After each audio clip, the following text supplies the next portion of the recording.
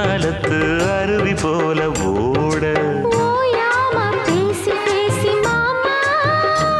நீ உணர்ச்சிகளை தூண்டி பார்க்கலாமா வாயாடி லாபம் என்ன மாமா நீ விஷயங்களை ஆற போடலாமா